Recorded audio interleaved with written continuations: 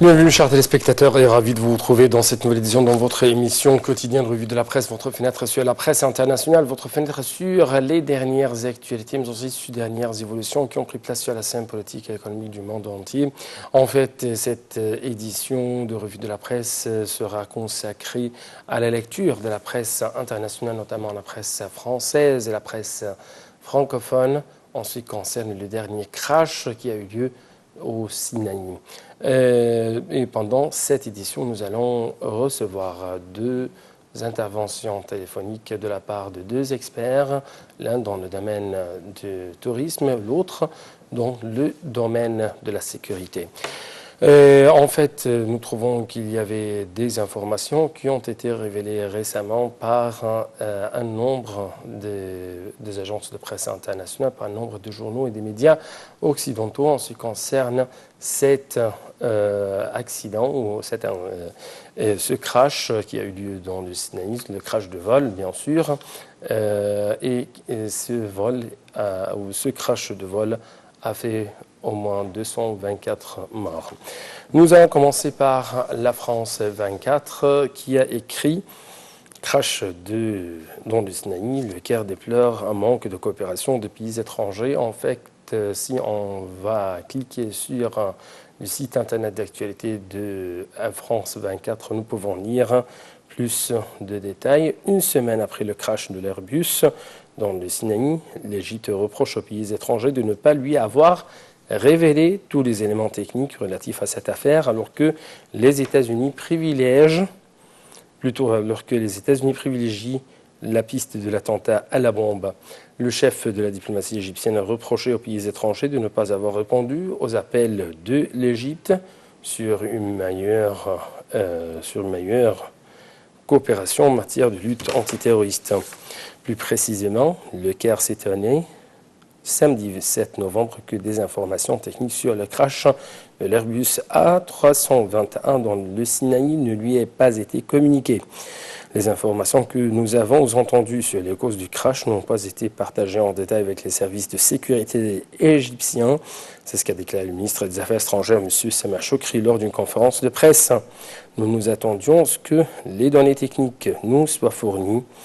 Pour les États-Unis et le Royaume-Uni, l'hypothèse d'un attentat à la bombe semble se préciser, une piste que les autorités égyptiennes préfèrent minimiser. La confirmation de cette thèse serait un coup dur pour l'image de l'Égypte qui a fait de la guerre contre le terrorisme une priorité selon l'expression largement relayée par les médias d'État. Donc ce sont toujours des informations à partir du site internet d'actualité de RF et de France 24. Et qui a écrit de nombreux pays, dont la Russie et le Royaume-Uni, ont annoncé la suspension de leur vol vers l'Égypte sur fond de mise en cause d'une possible déficience des services de sécurité égyptiens. La France et la Belgique ont déconseillé leurs ressortissants de se rendre à Sharm el-Sheikh pour le moment. Donc, il y aura bien sûr des répercussions sur le domaine touristique et c'est pourquoi nous avons actuellement en ligne de Nal TV International M. Hazem Badawi, c'est un expert dans le domaine touristique, bien sûr, c'est un guide touristique encore. Monsieur Hazem Badawi, bonjour. Bonjour Monsieur Hani, comment ça va? Ça va bien, monsieur. Et ma première question, c'est, vous toujours suivez sur Internet ou même à partir des médias internationaux égyptiens oui. les dernières informations, dernières évolutions en ce qui concerne ce crash plutôt du vol Airbus dans le Sinaï. Donc, ma question porte sur comment vous voyez le mouvement touristique après ce crash. Bon, alors, Monsieur Hani, pour le mouvement touristique, je n'ai pas besoin d'analyser ou de montrer, ça se voit bien que le mouvement est très peu maintenant, et même il y a presque un rapatriement. Moi, je viens d'entendre maintenant votre commentaire sur France 24 que les États-Unis a dit privilège d'un bombe. Ouais. On ne peut pas analyser, on ne peut pas accuser avant que l'enquête sera terminée. Ouais. Rappelez-vous, lorsque l'avion égyptien aussi a eu un crash à la côte de New York l'année 2000, l'enquête a pris 1 an, 12 mois. Comment peut-on aujourd'hui faire des illusions ou faire des privilèges qu'un bombe. Je ne veux pas blâmer un Et pays. en fait, il y avait des accusations qu'il y avait un missile qui a frappé ce vol égyptien à New York.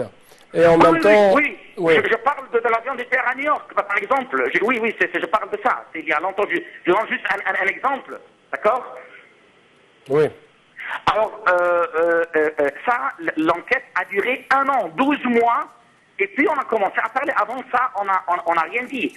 Je Ouais. ne peux pas dire maintenant qu'il y avait une bombe ou qu'il n'y avait pas, ou n'importe. Le problème, que nous sommes dans un problème maintenant, et malheureusement, il y a des pays qui avancent le préjugement, et puis c'est pas un crime, c'est un avion qui est tombé. Je donne un autre exemple. L'avion en mars dernier qui a craché je crois, de Lufthansa qui venait du Madrid et qui avait le pilote ou le copilote avait un déprime sur les Alpes en France. Hein. Personne n'a rien dit, tout était bien, 1 semaine de deuil et tout, et puis c'est fini, il y a plein de choses. Je dis, calmez-vous. Je dis à tous les endroits qui essaient d'accuser et qui détruisent le tourisme. mais monsieur Hazem Badawi, comment nous pouvons dire calmez-vous en tant qu'un expert touristique, alors que, par exemple, les médias occidentaux, les médias francophones, les médias britanniques, toujours accusent les autorités égyptiennes de sécurité, bien sûr, d'avoir des déficiences et ces médias ont révélé des informations très importantes. Par exemple, selon Le Point ou selon le site internet d'actualité Le Point, l'attentat est confirmé par les boîtes noires. Je vais vous proposer cette information. Par exemple, les enregistreurs de vol ont parlé. Le Air Turc montre qu'une explosion est effectivement à l'origine du crash de l'A 321 russe dimanche dernier en Égypte, réalisé au Caire par l'aviation civile égyptienne entourée d'enquêteurs russes, français, allemands et irlandais. La lecture des enregistreurs de vol de l'A 321 russe qui s'est écrasé dans le Sinaï dimanche dernier est déjà terminée. Ce n'est pas un problème de sécurité de vol, mais de sûreté, résume pudiquement un expert désignant formellement l'attentat comme cause. Certains du crash du vol de la compagnie Metrojet qui a fait 224 morts. En effet, la sécurité de vol met en cause le pilotage par l'équipage ou les problèmes techniques de l'avion. La sûreté, elle, désigne une action extérieure amenant la destruction de l'appareil. On sait que les 2 enregistreurs de vol avaient été récupérés dans la queue de l'épave le lendemain de l'accident, transportés dans les locaux de l'aviation civile égyptienne en Caire. Cela-ci dispose d'un laboratoire permettant la lecture des mémoires numériques. Et donc, comme vous, le grand titre du Point sur son site internet, en ce qui concerne le crash du Sinaï, l'attentat est confirmé par les boîtes noires. Donc, comment vous pouvez dire aux touristes ou même aux étrangers qui visitent l'Égypte, calmez-vous? Je dis impossible, on ne peut pas. C'était un rapport. Moi, j'ai entendu tout ce que vous venez de dire maintenant et je le connais par cœur. Et je dis aux touristes, l'avion a craché le 31 octobre, il y a 7 jours, samedi avant-dernier. Dans 1 semaine, on peut analyser, avoir ces résultats. Ça, c'est logique. Les fondateurs, les fournisseurs des avions, ils enseignent les experts de très bien veiller quand ils font une enquête, il faut analyser et prendre le temps et il ne faut pas compter et ça dure.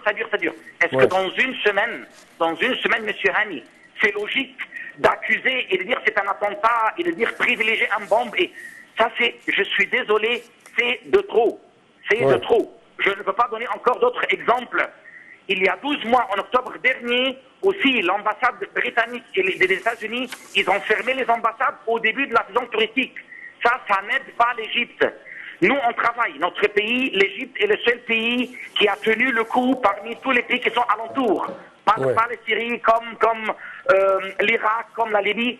On essaye de tenir le coup et on va le tenir bientôt. Mais il faut juste donner l'occasion. Une crash d'avion. Il faut donner le temps pour l'enquête. Le média accuse direct. Je suis désolé, les médias étrangers.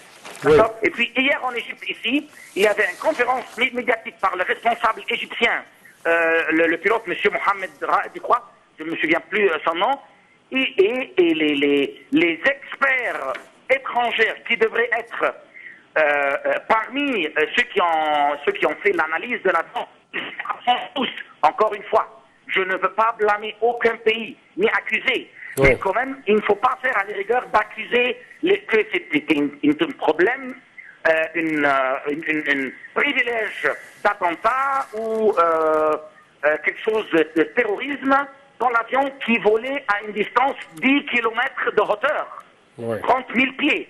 Soyons logiques, juste, je dis, à tous qui essaient d'accuser ou d'avancer. Et puis, je n'ai pas besoin de dire, il y avait aussi 25 touristes qui sont morts en Tunisie en mars dernier, on n'a rien dit. L'attentat en France de Charlie Hebdo, 54 pays ont allé pour faire des manifestations dans la rue pour dire on soutient Charlie Hebdo. Pourquoi on ne dit pas on soutient l'Égypte? C'est pas un problème de l'Égypte. L'Égypte a un très bon appareil de sécurité, on travaille très fort, on a tenu le coup, on protège la frontière, le peuple travaille, la sécurité travaille, l'armée travaille. Un accident d'avion, un crash, laissez le temps pour faire l'enquête comme il faut. Ensuite, quoi que ce soit le résultat, on verra bien et on peut assumer qui est fautif, on doit blâmer qui n'est pas dans une semaine, 7 jours seulement. Ça, c'est quand même, c'est pas logique, monsieur Hani, je crois. Oui. Ouais. Monsieur Hazm Badaoui, en fait, vous êtes toujours, jusqu'à maintenant, notre invité dans cette tournée dans la presse internationale et dans cette édition tout à fait spéciale et consacrée à la lecture de la presse française et la presse francophone et même la presse internationale en ce qui concerne ce dernier crash dans le Sinaï. Et nous devons jeter la lumière sur ce qui a été écrit à propos de ce crash à partir du site internet d'actualité Le Figaro. Le Caire refuse de parler d'attentat. En fait, l'Égypte a résisté samedi, selon toujours le Figaro. L'Égypte a résisté samedi à la thèse d'un attentat à la bombe dans le crash de l'avion russe le 31 octobre dernier. Ce samedi, l'appareil s'était envolé de Sharm el-Sheikh avec 224 passagers à bord avant de s'écraser. Le drame risque en effet de porter un nouveau coup dur au tourisme en Égypte, un pays déjà affecté des années. En même temps, nous diffusons actuellement sur le l'écran de la TV internationale un autre article à partir du site internet d'actualité Le Monde qui a écrit « Un missile a frôlé un avion britannique en Égypte en août. Le drame a été évité de justesse. Cet été, le pilote d'un avion affrété par Thomson en provenance de Londres a dû enclencher une mesure d'évitement pour ne pas entrer en collision avec un missile égyptien alors qu'il se préparait à atterrir sur l'aéroport de Sharm el-Sheikh dans le Sinaï égyptien. L'incident a été révélé par le journal britannique Daily Mail vendredi 6 novembre, moins d'une semaine après le crash d'un avion de ligne russe qui a fait 224 morts dans le Sinaï. Londres confirme l'information tout en précisant que la collision évitée n'a aucun rapport avec le récent crash. Nous avons enquêté sur cet incident. Nous avons conclu qu'il ne s'agissait pas d'une attaque délibérée et qu'il était probablement lié à des exercices menés par l'armée égyptienne dans cette région à l'époque. C'est ce qu'a déclaré le ministère des Transports dans un communiqué. Le gouvernement demande aussi que les missiles égyptiens soient passés à moins de 300 mètres de l'appareil, comme l'écrit le Daily Mail en citant une source anonyme. Toujours, chers téléspectateurs, le Daily Mail dépend d'une source anonyme. On doit souligner cela. Monsieur Hazm Badaoui, donc des questions très importantes que vous devez, ou à laquelle vous devez répondre. Premièrement, c'est un nouveau coup dur pour l'Égypte selon le Figaro. Est-ce que vous êtes d'accord en ce qui concerne le tourisme, bien sûr? Alors, si on va prendre chaque article et chaque reportage qui va apparaître dans les journaux comme une accusation ou qu'on nous blâme, bien sûr c'est un coup. Oui. Parce que ça perturbe tout ce qu'on est en train de travailler dessus, on est en train de construire dans tout le domaine économique, pas juste le tourisme, économique dans tout. Oui. Et si on va compter sur chaque article de cette façon, je suis désolé, on va concentrer à ça, on ne va pas travailler. Et ceux qui, pour cette histoire de l'avion, de l'article du 6 novembre, là, je crois qu'il faut y avoir un expert militaire pour répondre à ça, parce que ça, c'est pas logique du tout d'éviter. Je crois qu'on commence à... je m'excuse avec tout respect, ça c'est de la rigolade, de dire ces histoires-là et compter tout maintenant, tous les articles cibles pour un attentat. Ça, c'est, je crois que... Et même pourquoi actuellement, Daily Mail, où le ministre de Transport, même britannique, a fait de telles déclarations à propos d'un avion ou d'un missile qui a frôlé un avion britannique en Égypte en août dernier. Et si les autorités britanniques ont cette information, pourquoi ils n'ont pas pu diffuser cette information pendant ce temps? En même temps, est-ce qu'ils font des mensonges même sur leurs citoyens, sur les touristes? Voilà, oui, tout à fait, monsieur Hani. Vous avez raison et je suis d'accord avec toi. Et je laisse l'analyse pour nos téléspectateurs pour que tout le monde voit ça. Ce sont des questions au-delà que je peux, moi, les ça, c'est incompréhensible. C'est même inadmissible. Laissez les gens travailler. Il y a une enquête et l'Égypte a ouvert tous ses bras pour de tous les pays pour venir analyser, travailler dans l'enquête de tout. Maintenant, ceux qui font des montages, ou ceux qui font des... je ne le comprends pas. Ça détruit, bien sûr, et ça fait des problèmes. Maintenant, dans toutes les émissions que j'étais avec vous, et on a parlé souvent, on a dit les endroits balnéaires comme Sharm el-Sheikh, la mer Rouge, Hurghada, ils tiennent le coup. Aujourd'hui, c'est tombé aussi sur le coup. Donc, on a le Sud qui est déjà abandonné depuis la révolution en fait, avant de vous nous quitter, Monsieur Hazem Badawi, en tant qu'expert dans le domaine touristique, dernière question. En fait, à partir du site internet d'actualité Le Figaro, nous pouvons lire la Russie dépêche samedi 44 avions vides en Égypte pour récupérer les touristes russes. Donc, comment vous voyez ou observez de telles informations et l'impact de cela sur le mouvement touristique ici en Égypte? Bon, l'impact, ça, bien sûr, ça c'est une catastrophe pour le tourisme. Et c'est une réaction incompréhensible. Est-ce qu'il y a une révolution en Égypte pour envoyer des avions pour rapatrier les touristes? Il y a quoi, monsieur? Pour rapatrier les touristes, d'après les 44 avions vides, ils ont dit qu'ils vont envoyer des avions pour ramener des touristes. Est-ce que ça c'est logique, c'est digne? Est-ce qu'on a eu vraiment, pour une crash d'avion, tous ces propagandes inutiles pour rien. Monsieur Hazem Badawi, merci beaucoup pour cette intervention téléphonique et pour vos explications. Merci beaucoup. Je sais que vous êtes très nerveux parce que ce qui se passe est très dur. Merci beaucoup. Et chers téléspectateurs, nous poursuivons toujours notre tournée dans la presse internationale. Et en fait, comme je viens de vous annoncer il y a quelques instants, le Figaro a dit: la Russie dépêche samedi 44 avions vides en Égypte pour récupérer les touristes russes. Moscou dépêche samedi 44 avions vides en Égypte après le crash de l'avion russe dans le Sinaï. C'est ce qu'a annoncé l'agence fédérale chargée du transport aérien. Il s'agit d'horaires habituels pour tous ces vols, précise le communiqué. Aucun vol n'est prévu aujourd'hui pour le Caire, car des vols pour cette ville ne sont pas effectués que 4 fois par semaine selon la même source.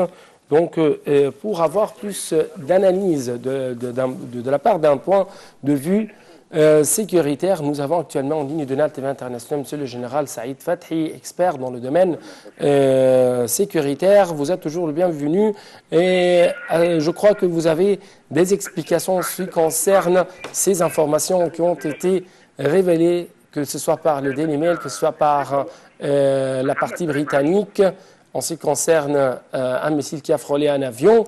britannique en août dernier, et en même temps des informations qui expliquent qu'il y avait un attentat qui a eu lieu dans le vol de l'avion russe ici en Égypte, au Sinaï, dans le mois dernier.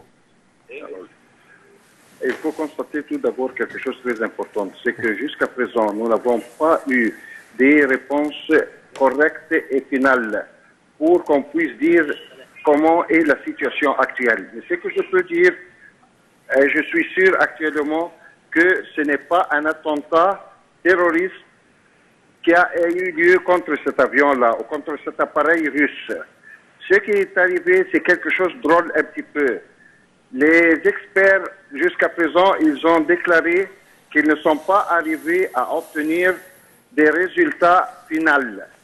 Ce qui permet de leur dire qu'on puisse leur donner quelque temps afin qu'ils puissent savoir la vérité complète. Et pourriez-vous gentiment m'expliquer, M. Hani, il y avait des experts étrangers. Pourquoi ils n'ont pas participé à la conférence qui a eu lieu hier soir avec le représentant égyptien? Ouais. Pourquoi ils ont disparu? Où sont-ils? Ça veut dire qu'il y a quelque chose qui n'est pas bien, qui se trouve pas bien comme il faut. Ouais. Mais il faut attendre un petit peu.